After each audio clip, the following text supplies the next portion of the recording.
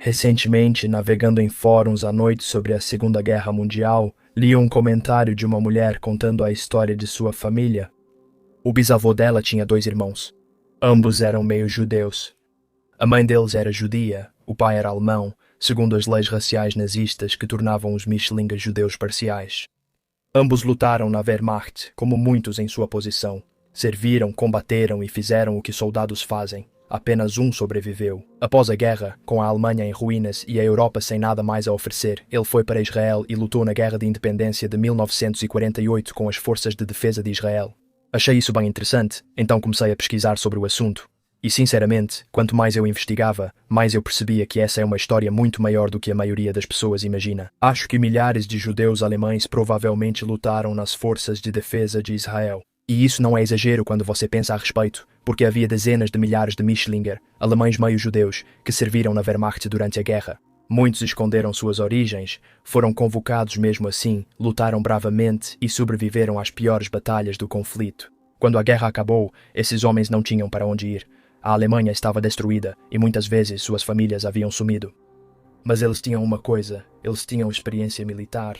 E em 1948 o recém-declarado Estado de Israel estava desesperadamente procurando por soldados. Precisava de homens que soubessem lutar, e alguns desses homens foram. Acredito que isso ocorreu mais vezes do que os registros indicam, e a maioria dessas histórias nunca foi documentada. Elas permaneceram nas famílias, em conversas privadas, no silêncio típico de homens que lutaram em 2 exércitos e não se encaixam totalmente na história de nenhum país. Antes de falarmos sobre os homens, precisamos falar sobre as armas, porque as armas de fogo, os aviões e os rifles que as FDI usaram para vencer a guerra de 1948 eram, em grande parte, alemães, literalmente alemães. Fabricadas em fábricas alemãs, marcadas com marcas de prova alemãs, usadas por soldados da Wehrmacht na Europa por 6 anos e depois enviadas ao Oriente Médio para outra guerra e causa diferente.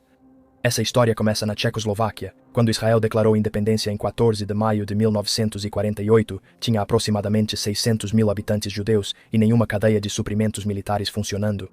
Os 5 estados árabes que invadiram em até 24 horas após essa declaração, Egito, Jordânia, Síria, Líbano e Iraque, mobilizaram exércitos regulares com artilharia, veículos blindados, aeronaves e apoio naval.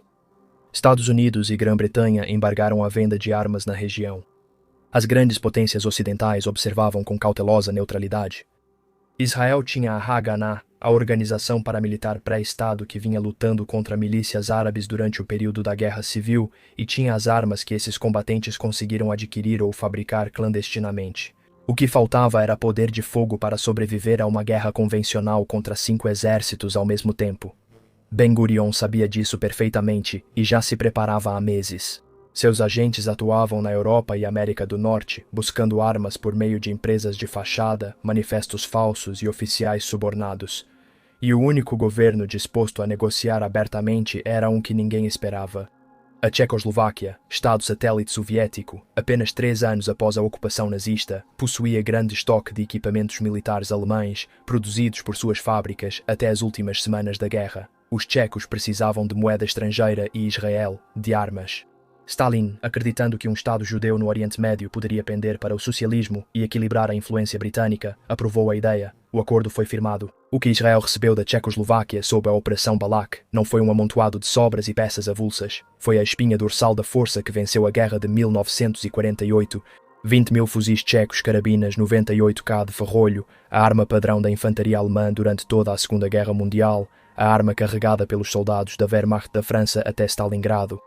Quase 3 mil metralhadoras MG-34 de uso geral, a mesma arma que foi a espinha dorsal da superioridade de fogo dos grupos de combate alemães desde a Guerra Civil Espanhola, uma arma tão eficiente que moldou as táticas dos aliados durante 6 anos de combate contra ela, 27 milhões de cartuchos de munição, 50 metralhadoras leves, Bren armas antitanque, peças de artilharia, tudo isso fabricado em fábricas tchecas durante a ocupação alemã ou armazenado em depósitos do exército alemão. Tudo isso, no sentido mais estrito, equipamento militar alemão. E então, havia as aeronaves. A Força Aérea de Israel, em maio de 1948, consistia em aviões civis leves, alguns poucos treinadores contrabandeados e, efetivamente, nada capaz de enfrentar alvos militares ou fornecer apoio aéreo aproximado. A Força Aérea do Egito tinha Spitfires e bombardeiros. Sem caças, posições israelenses estavam vulneráveis a ataques aéreos. Ben-Gurion sabia que caças eram a maior necessidade e precisava deles urgentemente. Os únicos caças disponíveis eram os que a Tchecoslováquia estava pronta para vender. O AVIA-199 é um dos objetos mais estranhos da aviação. A empresa Avia passou os anos de guerra produzindo caças Messerschmitt Bf-109G para a Luftwaffe em suas fábricas na Tchecoslováquia ocupada. Quando a guerra acabou, a Avia possuía fábricas repletas de fuselagens de Bf-109G, ferramentas e componentes, tudo necessário para seguir produzindo o avião.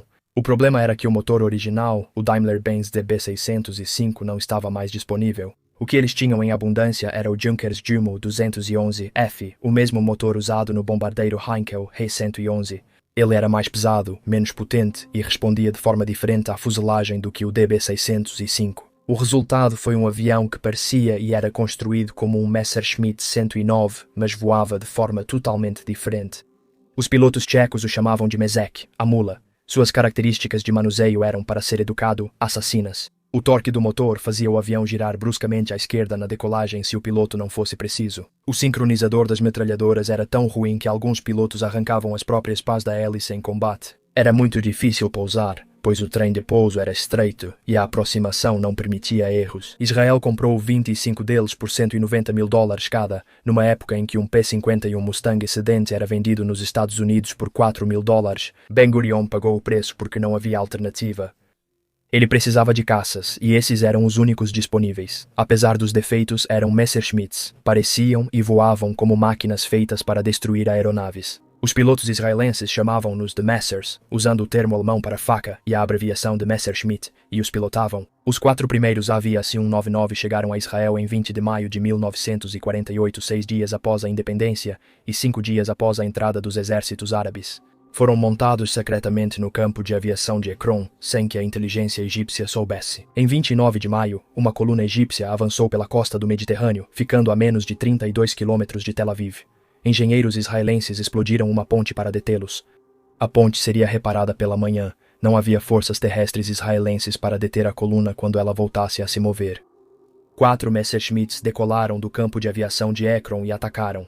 Os danos em terra foram mínimos, mas os egípcios pararam, pois não sabiam que Israel possuía aviões de combate. O plano militar deles ignorou o poder aéreo de Israel. Ver claramente caças Messerschmitt, que definiram a superioridade aérea da Luftwaffe por 6 anos, atacando a coluna, foi suficiente para deter o avanço. Rudy Ogarten, piloto voluntário americano que derrubou 2 Messerschmitts alemães na Europa com um P-47 Thunderbolt na Segunda Guerra, agora pilotava a versão tcheca da mesma aeronave para a Força Aérea de Israel. Ele derrubou 4 aviões egípcios na guerra, tornando-se asa em 2 conflitos com forças aéreas de países diferentes. A ironia de um piloto americano que lutou contra a Alemanha agora pilotar uma aeronave alemã para Israel mostra como essa história segue gerando situações inusitadas. Paradoxos tão densos que parecem ser o cerne da história, não mera coincidência. Ao fim da guerra de 1948, o Avia S-199S registrou 7 abates aéreos, apesar dos problemas de manuseio, falta de confiabilidade e do fato de que nenhum piloto israelense tinha mais que algumas horas neles antes de entrar em combate.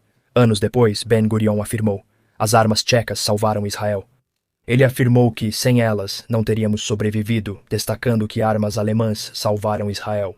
A carabina 98K AMG-34, o Messerschmitt Bf-109, armas projetadas e construídas para uma guerra, enviadas através de um continente e usadas em outra. Israel recebeu 50 Supermarine Spitfires excedentes da Tchecoslováquia na segunda fase do acordo de armas.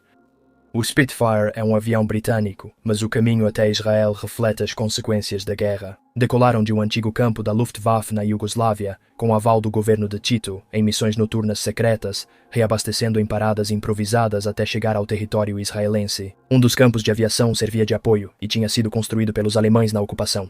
A infraestrutura da guerra era reutilizada em um novo conflito, algo inimaginável para seus construtores. A MG-34 merece atenção especial por causa do que ela representava em 1948. A MG-34 entrou em serviço nas forças alemãs em 1936. Ela tinha uma cadência de tiro cíclica de até 900 disparos por minuto. Ela podia ser usada como metralhadora leve em bipé ou arma para fogo sustentado em tripé. Foi a principal arma dos grupos de infantaria alemães na França, norte da África e frente oriental. Em todos os teatros onde a infantaria da Wehrmacht lutou por 6 anos, a infantaria aliada aprendeu, às vezes de forma fatal, exatamente como era o som de uma MG-34. O som característico era tão distinto das armas aliadas que veteranos o reconheciam só pelo ouvido em tiroteios. Agora, essas armas estavam com a infantaria israelense, defendendo assentamentos no Negev e na Galileia contra as tropas egípcias, jordanianas e sírias que ouviam aquele som pela primeira vez do lado errado. Um general israelense disse que as armas chegaram ainda com a marca de prova alemã estampada nas caixas da culatra. Os soldados sabiam o que eram e não se importavam. O importante era que funcionavam. A escala total do acordo de armas tcheco, quando se faz a conta completa, é impressionante. Além de aeronaves e metralhadoras, Israel recebeu versões tchecas de artilharia alemã, milhares de pistolas, granadas antitanque e equipamentos especializados enviados diretamente para unidades militares israelenses formadas há semanas, não anos. Ex-técnicos e instrutores militares da Tchecoslováquia foram a Israel para treinar as novas forças de defesa de Israel no uso de armas. Alguns falavam alemão melhor que hebraico. O treinamento dos pilotos israelenses no Avia S-199 ocorreu em parte em alemão, com manuais da Luftwaffe por instrutores tchecos que aprenderam sobre a aeronave pela documentação alemã. Nas primeiras semanas, a Força Aérea de Israel aplicava na prática os procedimentos da Luftwaffe em um novo contexto. Essa é a base sobre a qual todo o resto dessa história se apoia. As armas alemãs vieram primeiro, os soldados alemães vieram depois.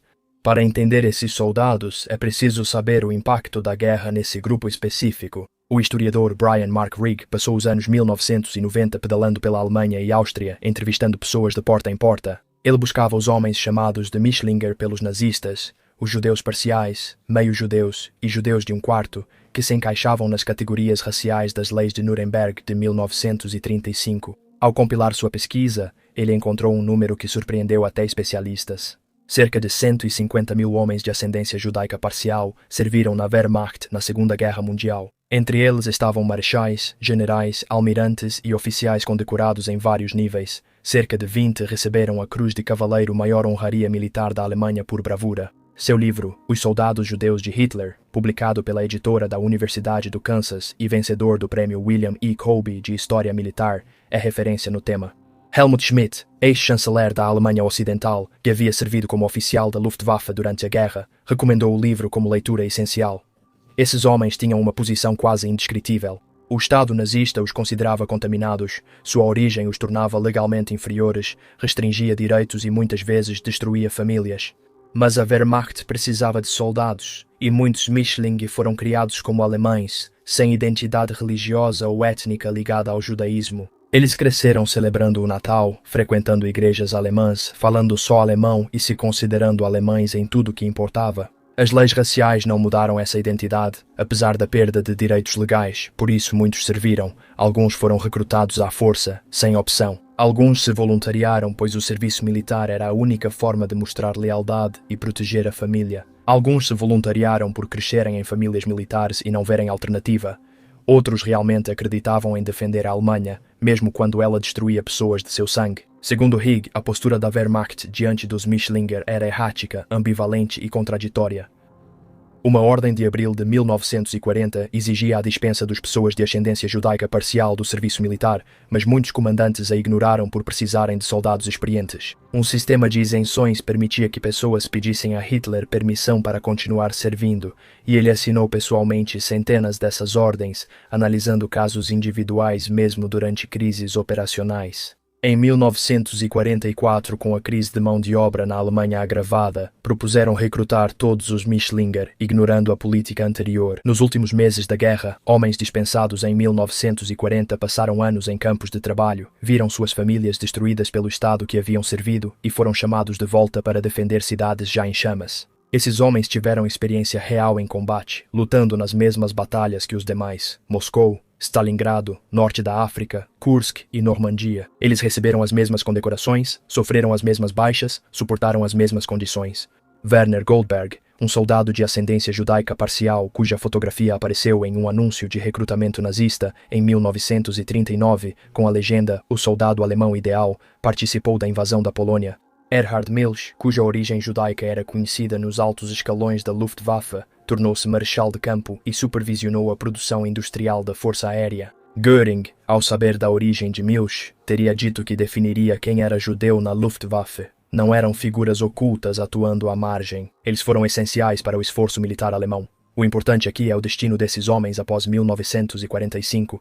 Muitos saíram da guerra com anos de experiência em várias frentes, tendo lutado na França, Norte da África, Balcãs e Frente Oriental. Alguns deles sobreviveram às piores campanhas de toda a guerra, a retirada de Moscou, os combates em Stalingrado, o interminável desgaste da Frente Oriental durante 1943 e 1944. Eles tinham uma resistência típica de quem serviu muito tempo na linha de frente, onde muitos ao redor morreram. Quando a guerra acabou, eles estavam em uma Alemanha sem espaço ou interesse por sua história. O novo Estado da Alemanha Ocidental não estava ansioso para discutir a complexidade do que havia acontecido com homens de ascendência mista sob o regime nazista. A comunidade judaica geralmente não recebeu bem homens que serviram na Wehrmacht, pois atuaram para um Estado que matou milhões. Esses homens viviam em uma terra de ninguém no pós-guerra, tão definida quanto a que haviam atravessado durante a própria guerra. Alguns deles tomaram uma decisão que ninguém jamais contabilizou nem documentou por completo. Foram para Israel. O caminho foi difícil. Após 1945, a principal rota de migração para a Palestina passava pelos campos de pessoas deslocadas, as enormes redes de refugiados espalhadas pela Alemanha, Áustria e Itália, abrigando os sobreviventes da destruição da guerra que não tinham para onde ir. O movimento Breacher, criado pela Haganah e depois pela Agência Judaica, transferia pessoas desses campos para portos do Mediterrâneo, onde navios tentavam furar o bloqueio naval britânico. O movimento atuava com grande informalidade. Identidades eram fluidas, documentação improvisada, e os organizadores priorizavam levar pessoas à Palestina, sem checar detalhes de antecedentes. Um homem que falava alemão como primeira língua, cuja mãe havia sido judia, que se apresentava como sobrevivente dos anos nazistas, o que no sentido mais literal ele era, podia passar por esse sistema sem que seu serviço na Wehrmacht fosse a primeira pergunta que alguém fizesse. Karl-Heinz Mayer está documentado na pesquisa de Higg e sua história é o exemplo mais claro do que estou descrevendo. Mayer havia servido na Wehrmacht. O pai dele era judeu, o que pelas leis raciais nazistas o classificava como Mischlinger de primeiro grau, meio judeu, sujeito ao sistema racial. Ele lutou na guerra e sobreviveu. Após a guerra, ele foi para o recém-criado Estado de Israel, alistou-se nas Forças de Defesa de Israel, FDI, e tornou-se major. Ele serviu na Guerra de Independência de 1948 lutando em um exército que usava as mesmas armas alemãs nas quais ele teria sido treinado como soldado da Wehrmacht. Mas aqui está o detalhe que eu acho que diz tudo sobre a posição estranha que esses homens ocupavam. Quando as autoridades israelenses analisaram o passado de Mayer, disseram a ele que ele não era judeu. De acordo com a lei religiosa judaica, o judaísmo é transmitido pela mãe. A mãe dele não era judia, o pai era. Então, para os nazistas, ele era judeu, perseguido e classificado por 12 anos com base na ascendência do pai. Para o Estado de Israel, ele era um gentio, sem direito ao reconhecimento religioso que o faria membro pleno da comunidade pela qual lutava. Ele podia carregar um fuzil por Israel, podia morrer por Israel, podia chegar ao posto de major nas Forças de Defesa de Israel, mas oficialmente, institucionalmente, ele não pertencia a nenhum dos dois mundos. Os nazistas o chamavam de judeu.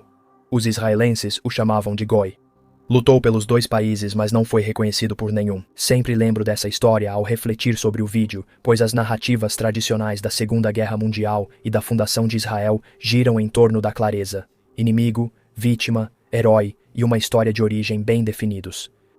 Homens como Mayer não se encaixam nessas narrativas, são complexos demais e lutaram inicialmente pelo lado errado. A ancestralidade deles era considerada errada em dois sentidos diferentes, dependendo do enquadramento legal aplicado a eles, e por isso costumam ser excluídos dos registros históricos. Provavelmente houve mais de um Karl-Heinz Mayer. Muitos homens com histórias como a dele serviram nas Forças de Defesa de Israel, mas o serviço deles nunca foi oficialmente registrado pelo que realmente era. Ex-soldados da Wehrmacht, que lutaram pela Alemanha, agora lutam por Israel. Depois há Ulrich Schnaft, cuja história, registrada em arquivos recém-desclassificados do Shin Bet, é talvez ainda mais notável. Schnaft nasceu em 3 de outubro de 1923 em Königsberg, Prússia Oriental, a cidade que agora é Kaliningrado, território russo desde 1945. Era ilegítimo, deixado pela mãe em um orfanato estatal e adotado por uma família alemã da classe trabalhadora. Ele cresceu na Alemanha nazista, estudou em escola profissionalizante e se formou como técnico mecânico. Em 1941, aos 18 anos, ele se voluntariou para a Waffen-SS, serviu na Frente Oriental, foi ferido e enviado de volta à Alemanha para se recuperar. Após se recuperar, foi transferido para a Iugoslávia e depois ao norte da Itália. No fim de 1944, com o avanço aliado na Itália, Schnafft foi capturado pelo exército dos Estados Unidos perto do Rio Pó e passou o resto da guerra em um campo de prisioneiros de guerra dos aliados. O que aconteceu em seguida faz a história dele parecer inventada para um filme, mas está tudo documentado. Em 1947, Schnafft foi libertado do campo de prisioneiros de guerra em uma Alemanha devastada, com cidades em ruínas e economia colapsada. Ele não tinha família, nem bens, nem perspectivas. Era um ex-soldado da Waffen-SS de 23 anos, em um país que tentava entender o que a Waffen-SS havia sido. Enquanto vagava por Munique, ele percebeu algo. Judeus deslocados, sobreviventes cruzando a Europa rumo à Palestina, recebiam comida e apoio financeiro de agências americanas e internacionais. Ele estava na miséria. Eles sobreviviam. Schnafft tomou uma decisão. Ele contou que seu pai era judeu e que ele era um sobrevivente vindo da Polônia. Ele entrou em contato com os grupos que organizavam o que era chamado de Liabet, o movimento de imigração ilegal que contrabandeava refugiados judeus para a Palestina controlada pelos britânicos, passando pelo bloqueio da Marinha Real. Ele foi a Marselha, uniu-se a sobreviventes do Holocausto e embarcou num navio com destino à Palestina, mas a embarcação foi interceptada pelos britânicos. Schnafft e outros passageiros foram enviados a um campo de internamento em Chipre, onde britânicos mantinham refugiados judeus que tentaram chegar ilegalmente à Palestina. Dentro do campo, Schnafft não tinha nada para fazer durante meses, exceto aprender hebraico e construir sua identidade de cobertura. Ele se juntou a uma célula da Haganah que operava dentro do campo. Ele ajudou a planejar tentativas de fuga. Quando o campo foi fechado após a independência de Israel em 1948 e os últimos internos foram liberados para Israel, Schnafft já tinha passado mais de um ano criando uma nova identidade do zero. Ele chegou a Haifa como Gabriel Zussman, refugiado judeu da Polônia, e foi para um kibbutz a oeste de Jerusalém para aprender agricultura e melhorar o hebraico. Em agosto de 1949, Schnafft, como Zussman, foi convocado para as Forças de Defesa de Israel. As Forças de Defesa de Israel, nos primeiros anos, eram uma colcha de retalhos de refugiados e veteranos de milícias. As verificações de antecedentes eram superficiais e poucos tinham documentação verificável. Schnafft concluiu o curso de comandante de esquadrão. Instrutores o descreveram como capaz, disciplinado e bom professor, qualidades vindas diretamente de seu treinamento na Waffen-SS. Era conhecido por ensinar o uso de armas, manter equipamentos e atuar sob pressão. Se voluntariou para o Corpo de Artilharia. Ele rapidamente virou tenente e entrou no MAPAI, partido dominante de David Ben-Gurion. Por todas as medidas, parecia totalmente integrado à sociedade israelense. Seus comandantes gostavam dele, colegas o respeitavam e lhe parecia ser exatamente quem dizia ser. Em 1952, ele buscava uma comissão permanente como oficial de carreira, exigindo uma revisão de segurança mais rigorosa que a do serviço inicial. Nessa revisão, tudo começou a desmoronar quando a inteligência militar iniciou uma investigação de antecedentes. O oficial chamado Zussman não tinha parentes vivos, nenhum histórico comprovado antes de 1947 e falava hebraico fluentemente, porém com um sotaque alemão marcante, diferente dos demais imigrantes judeus europeus. Um relatório apontou que ele foi visto bêbado mostrando a soldados uma foto sua em algo parecido com o uniforme militar alemão. Ao ser questionado, Schnafft disse ser fantasia. O Shin Bet o marcou como suspeito. Em 1954, sentindo-se cercado, Schnafft deixou Israel. Ele e sua companheira viajaram para Gênova, planejando seguir para a Alemanha. Na fronteira, recusaram seu passaporte israelense, marcado como inválido para viagens à Alemanha por causa do boicote diplomático. Sua companheira, ainda com passaporte alemão, atravessou sozinha. Schnafft permaneceu em Gênova com $20 e um passaporte israelense que não podia usar para entrar no país onde nasceu. Ele foi ao consulado egípcio. Schnafft forneceu aos egípcios todo o conhecimento adquirido como oficial da artilharia das FDI, detalhes de unidades, bases, armamentos, treinamentos e nomes de oficiais superiores. Os egípcios o levaram ao Cairo de avião, deram-lhe identidade falsa de Robert Hayat, o interrogaram por um mês e forneceram documentos para ele chegar à Alemanha. Ele voltou a Frankfurt no início de 1954 com várias centenas de dólares e sabendo que vendera segredos militares israelenses ao maior inimigo do país. O que ele não sabia era que a mulher em quem confiava, com cujo marido tinha um caso, contou tudo ao marido, que enviou uma foto ao Shin Bet. A inteligência israelense confirmou a identificação. O debate interno foi breve. Um grupo para assassiná-lo foi sugerida e rejeitada. Decidiu-se trazer Schnafft vivo para Israel, julgá-lo e mostrar que a inteligência israelense podia alcançá-lo em qualquer lugar do mundo. Um agente do Mossad chamado Shmuel Maria, que era de origem judaica iraquiana e falava árabe e alemão fluentemente, foi enviado para Frankfurt. Ele conheceu Schnaft em um evento social, contou que também serviu na Waffen-SS e criou uma conexão pela história em comum. Semanas depois, Maria se passou por um oficial de inteligência iraquiano, capitão Adnan bin Adnan, e almoçou com Schnaft em um restaurante tranquilo de Frankfurt. Schnaft achava que era recrutado pela inteligência iraquiana para agir contra Israel, mas na verdade estava sendo levado para julgamento. Ele foi atraído para Israel, preso, julgado e condenado. Cumpriu 5 anos de prisão antes de ser libertado e retornar à Alemanha. Morreu em 2013 aos 89 anos. Arquivos do Shin Bet sobre o caso Schnaft só foram parcialmente desclassificados nos últimos anos. Alguns trechos seguem censurados. A inteligência israelense o definiu como oportunista, ousado e por vezes imprudente, com talento para se adaptar a sociedades ideológicas e usá-las para seus próprios objetivos e sobrevivência. A realidade completa de Schnaft não está nos arquivos, pois não há base legal para incluí-la. Veterano da Waffen-SS, lutou na Frente Oriental e nos Balcãs, infiltrou-se nas forças de defesa de Israel com identidade falsa, tornou-se oficial e serviu por 3 anos.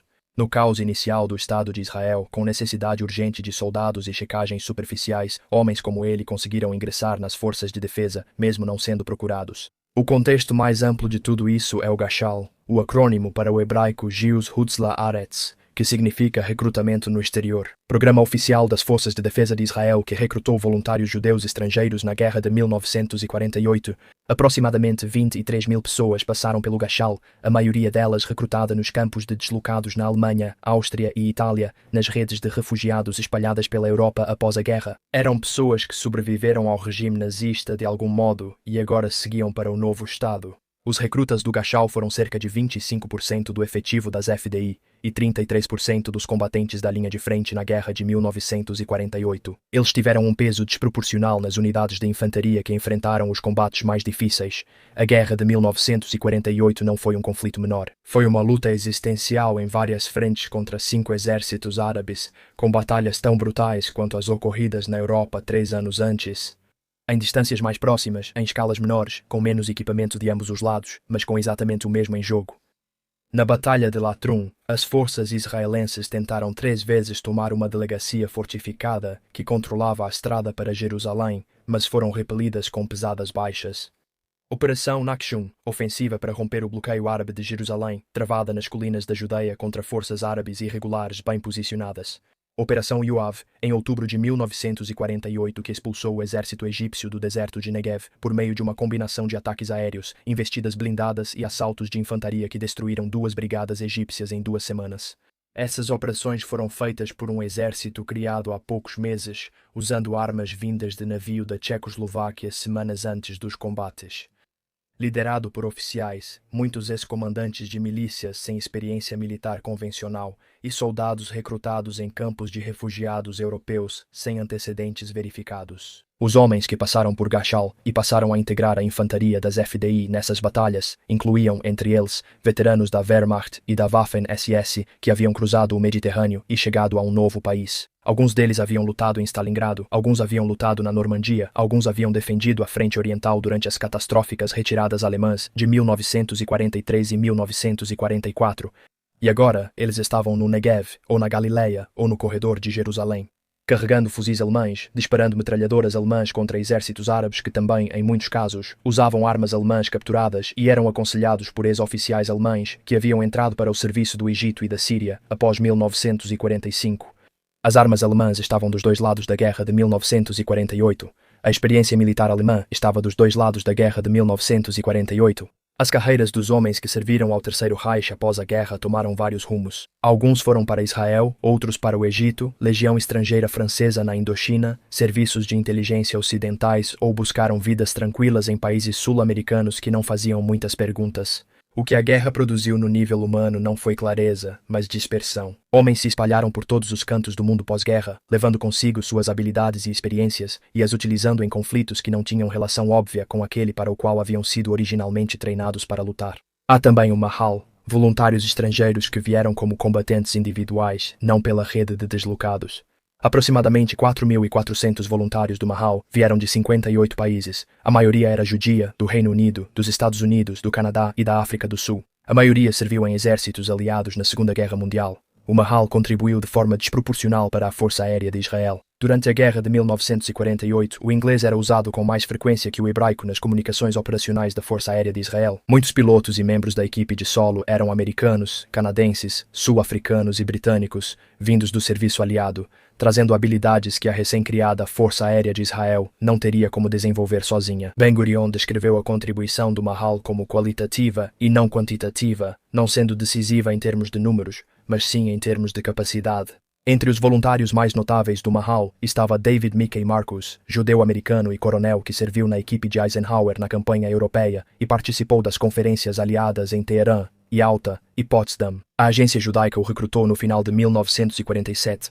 Ele escreveu manuais de treinamento para a Haganah, criou táticas de pequenas unidades no deserto contra o exército egípcio e supervisionou a estrada da Birmânia, rota de desvio em torno das posições árabes que rompeu o cerco de Jerusalém em maio de 1948 e salvou a população judaica da rendição. Em maio de 1948, as forças de defesa de Israel nomearam Marcos general, o primeiro a ocupar esse posto em um exército judaico em quase 2000 anos. Ele morreu por acidente 3 semanas depois, baleado por um sentinela israelense que não o reconheceu no escuro, fora de seu quartel-general. Está enterrado em West Point. O Mahal também incluía homens de origem alemã com experiência militar alemã, algo documentado, mas raramente discutido, cujos caminhos até Israel eram tão complicados que os relatos históricos não entram em detalhes sobre eles. Gordon Levitt, piloto britânico não-judeu recrutado pelo Haganah na Europa no início de 1948, descreveu sua recepção inicial com humor. Os recrutadores disseram abertamente que achavam que ele era um espião britânico, mas o levariam para observar suas ações. Levitt pilotou o Avia S-199 em missões de suprimento, levando Messerschmitts da Tchecoslováquia para Israel em voos noturnos, navegando sem instrumentos por centenas de milhas em espaço aéreo europeu teoricamente fechado a aeronaves israelenses. Ele foi um dos vários voluntários não-judeus que viam a fundação de Israel como uma causa geral, não apenas judaica. Uma luta anticolonial, resposta à injustiça da apatridia ou apenas o tipo de guerra que atraía homens que já haviam lutado e viram que a paz não lhes servia. Os voluntários do Mahal trouxeram às forças de defesa de Israel não só habilidades de combate, mas também conhecimento organizacional e métodos de treinamento. Eles trouxeram o conhecimento institucional de como um exército moderno funciona. Como operar uma bateria de artilharia, manter veículos blindados no campo e coordenar operações aéreas e terrestres. Grande parte dos procedimentos fundamentais da FDI nesses primeiros anos foi basicamente traduzida a doutrina militar aliada ou alemã por homens que os aprenderam em exércitos europeus. A Força Aérea Israelense realizou suas primeiras operações com procedimentos aprendidos por seus pilotos na Força Aérea Real USAF, no caso do treinamento dos Messerschmitt, diretamente da documentação da Luftwaffe. A ironia era total, mas ninguém tinha tempo para pensar nisso. Com a guerra e os procedimentos funcionando, só isso importava.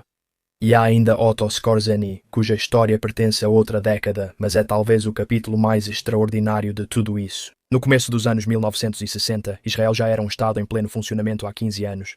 Já havia vencido a Guerra de 1948, a crise de Suez de 1956 e se preparava para novos conflitos que já previa. Uma das maiores preocupações de segurança da época não era uma ameaça militar convencional. Um grupo de cientistas alemães, dezenas de ex-engenheiros de foguetes nazistas que trabalharam no programa V2 e ajudaram a construir. Os homens que ajudaram a construir as armas que devastaram Londres e Antuérpia foram contratados por Gamal Abdel Nasser para criar um programa de mísseis balísticos.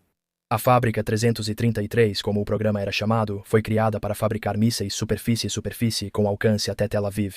Documentos obtidos pelo Mossad indicavam que alguns mísseis seriam usados para transportar ogivas não convencionais, material radioativo e agentes químicos. Para o chefe da inteligência israelense Issa Harel, cientistas alemães desenvolvendo armas para um Estado árabe recém-saído de guerra contra Israel representavam uma ameaça existencial. Harel iniciou a Operação Damocles, com cartas-bomba, ameaças por telefone e assassinatos seletivos para expulsar cientistas alemães do Egito. E então, um de seus agentes relatou um contato que complicou a operação de uma maneira notável. Um dos homens ligados ao programa da Fábrica 333 tinha uma ligação com Otto Skorzeny. Skorzeny merece ser apresentado pois foi um dos soldados mais famosos das Forças Armadas Alemãs na Segunda Guerra Mundial. Austríaco de nascimento, ele chegou a comandar as forças de operações especiais da Alemanha na Waffen-SS. Em setembro de 1943, ele liderou o ataque que resgatou Benito Mussolini de uma prisão no alto de uma montanha nos Apeninos, num ataque de planadores contra uma posição fortificada para retirar o ditador italiano da custódia do novo governo poucas horas após sua captura. Hitler lhe concedeu pessoalmente a Cruz de Cavaleiro. Depois, ele comandou a Operação Greif nas Ardenas em dezembro de 1944, infiltrando soldados alemães fluentes em inglês com uniformes americanos atrás das linhas aliadas na Batalha das Ardenas. A operação causou um caos maior que seu efeito militar e deu a Skorzeny fama de homem mais perigoso da Europa, rótulo que manteve durante sua carreira pós-guerra na Espanha, onde virou empresário bem-sucedido. No início dos anos 1960, Skorzeny estava na lista de suspeitos de crimes de guerra de Simon Wiesenthal. Ele também tinha ligação com quase todos os ex-oficiais da SS no submundo europeu pós-guerra. As redes que ajudaram nazistas a fugir para a América do Sul e as organizações que conectavam a velha guarda. Ele mantinha contato com alguns cientistas alemães do programa de foguetes da NASA. O chefe do Mossad, Harel, decidiu recrutá-lo usando o intermediário gancho. Skorzeny queria sair da lista de criminosos de guerra de Wiesenthal. Skorzeny não foi condenado por crimes de guerra e não se via como culpado. Estar nessa lista significava que ele era um alvo potencial para assassinato, o que não era uma preocupação abstrata para um ex-oficial da SS vivendo na Europa do pós-guerra. Ele queria que sua entrada na lista fosse removida. Harel concordou. Então procurou Wiesenthal e pediu a remoção de Skorzeny da lista, mas Wiesenthal recusou.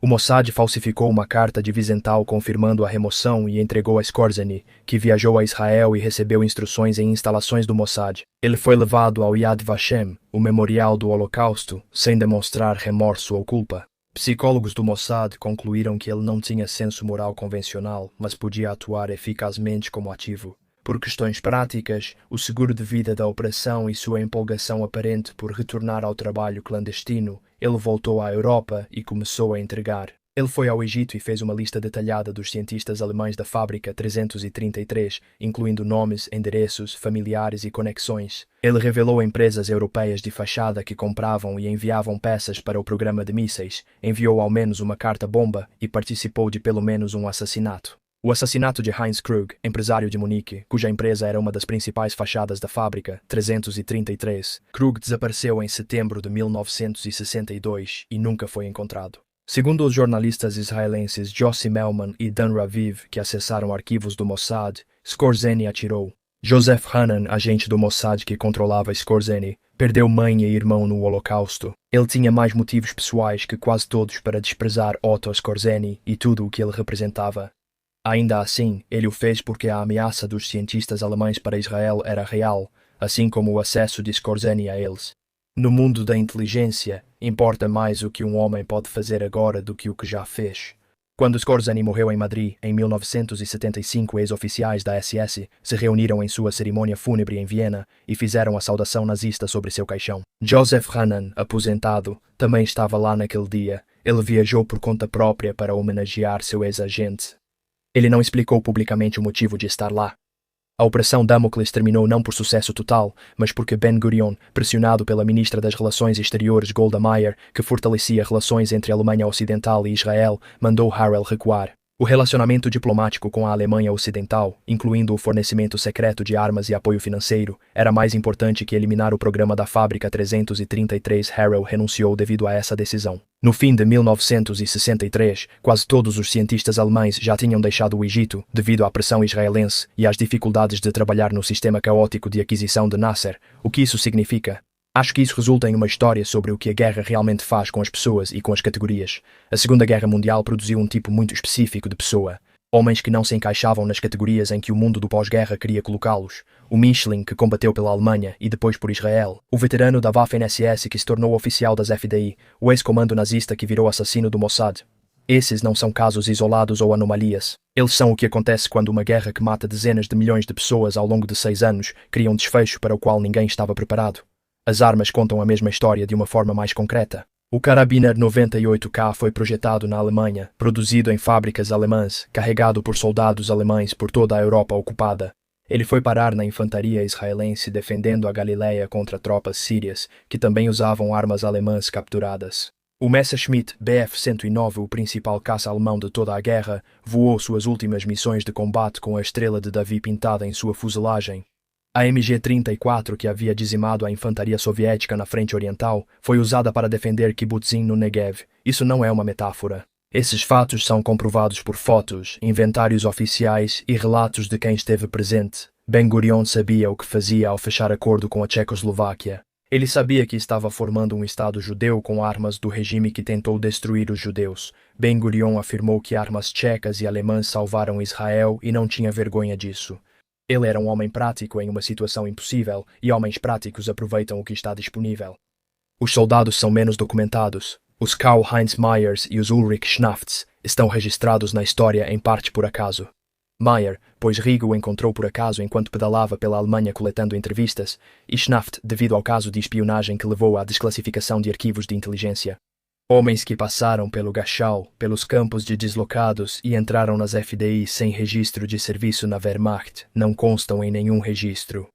Eles estão em histórias de família, como a que iniciou este vídeo, o comentário de uma mulher em um fórum tarde da noite descrevendo o irmão de seu avô, que lutou pela Alemanha e depois lutou por Israel, e cuja história nunca fez parte de nenhuma história oficial. Acho que essa história é mais comum do que imaginamos. Acho que existem centenas de versões dessa história que nunca foram registradas, e acredito que o motivo de nunca terem sido registradas não é porque não fossem reais, mas porque nem a Alemanha nem Israel tinham palavras para descrever o que esses homens eram. Eles não se encaixavam na narrativa que ambos os países queriam para si.